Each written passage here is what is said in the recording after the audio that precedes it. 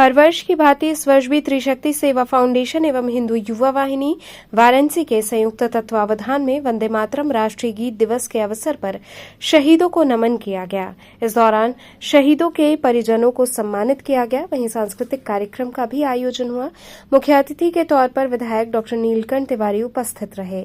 हिंदू युवा वाहिनी के मंडल प्रभारी व वीडीए के मानद सदस्य अमरीश सिंह भोला ने बताया कि मैदागिन स्थित गुरु गोरक्षनाथ मठ में एक शाम देश के महान क्रांतिकारियों के नाम कार्यक्रम का भव्य आयोजन किया गया। देश के लिए बलिदान देने वाले भारत माता के सपूतों को याद किया गया और उनके परिवार के सदस्यों का सम्मान किया गया। इस दौरान गायक व अभिनेता मनोहर सिंह ने देशभक्ति गीत की प्रस्तुति से समा बांध दिया।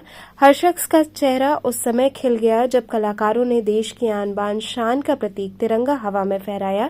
इसके साथ ही कार्यक्रम स्थल का एक एक कोना राष्ट्रीय गीत वंदे मातरम से गूंज उठा।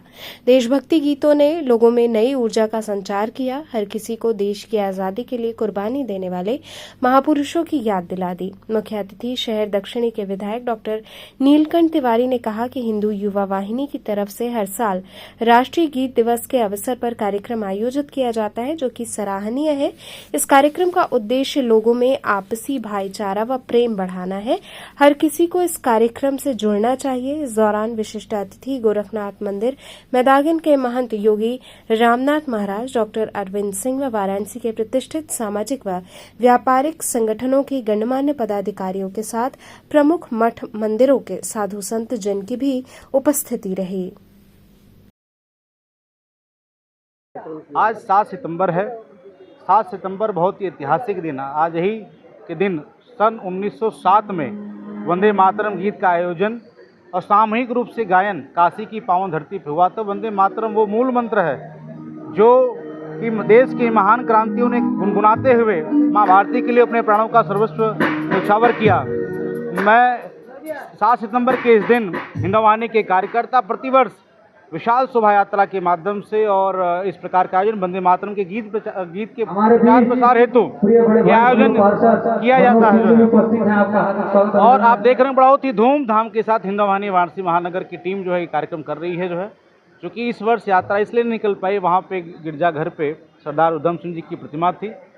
जो विकास कार्य भी हो रहा है, वहाँ पे पिलर लग रहा है और अगले साल तक स्थापित हो जाएगा इस वजह से। और चूंकि चौराहे पे जाम जुम की समस्या को सम्मानित भी किया गया। आज माँ भारती के लिए अपने प्राणों की आहुति देने वाले देश के ऐसे महान हमारे सेना के जवान जो शहीद हुए हैं, उनके परिवार वालों का सम्मान हुआ है। निश्चित तौर पे देश की आज़ादी के बाद जिस प्रकार से माँ भारती की सेवा के लिए समर्पण भाव के साथ उन्होंने अपने प्राणों की आहुति दी, वो हम सब के लिए अतुलनीय है, अभिनंदनीय है। वो जीवन पर्यंत याद किए जाने चाहिए। जिस प्रकार से हम देश के महान क्रांतिकारियों को हम याद करते हैं, इसी उपलक्ष्य में आज हम सब ने एक शाम देश के महान क्रांतिकारियों के नाम ये कार्यक्रम किया है। लगातार सफल आयोजन के लिए बारंबार उनका अभिनंदन करता हूं। वंदे मातरम बंकिम चंद्र चट्टोपाध्याय उनको कहते हैं। तो बहुत सामान्य रूप में लिखी गई एक गीत नहीं है, लेकिन प्रस्तुतिकरण इसका जब उस समय हुआ था, ये ध्यान में रखिए आप।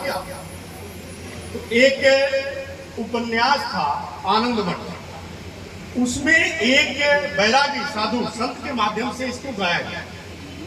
लिखा था दादा ने, गाया गया, लेकिन वो बनाया क्यों गया यह जानने की जरूरत है। 1860 के चार्टर से पहली बार भारत में ब्रिटिश उपनिवेश की स्थापना हुई। फिर कानूनी रूप से 1871 में इसको पूरे देश को ब्रिटिश झंडे तले लाया गया। उसके बाद एक वहां का जो राष्ट्रगीत है, राष्ट्रगान है, जो भी है ब्रिटेन का, उसको हर कार्यक्रम में भारत के लोगों को बाध्य करके गवाया जाता है। गॉड सेव क्वीन ऐसे करके लंबा है, गॉड सेव क्वीन करके गाना गवाया जाता है। वहां की राष्ट्रगीत भारत के पास अपना कुछ था नहीं। तब बंकिम चंद्र चटर्जी ने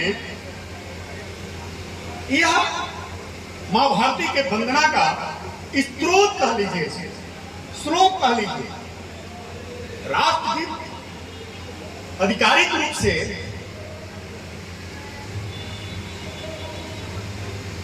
स्वतंत्रता के बाद इसको 24 जनवरी को 1950 को इसको अधिकृत किया गया, लेकिन राष्ट्रगीत के रूप में मां भारती के स्त्रोत के रूप में 1876 से लगातार यह प्रैक्टिस में था, जिसको पहली बार 1897 में गाया गया, फिर 1905 के अधिवेशन में गाया गया, फिर काशी के अधिवेशन में गाया गया। रविन्द्रनाथ टैगोर जी ने गाया, रविन्द्रनाथ ठाकुर ने इसको गा करके सुनाया। हालांकि बाद में 1937 में जनगण मन को तुष्टिकरण के कारण एक विषय आया, तो उसके बाद राष्ट्रगान के रूप में जनगण मन की स्थापना हुई और राष्ट्रगीत के रूप में बाद में इसको मान्यता दी गई। लेकिन यह इतना शक्ति का स्रोत था, यह गीत इतनी शक्ति की स्रोत थी कि मां भारती पर सैकड़ों हजारों लोगों ने वंदे मातरम का विरोध करते हुए अपने प्राणों की आहुति दी।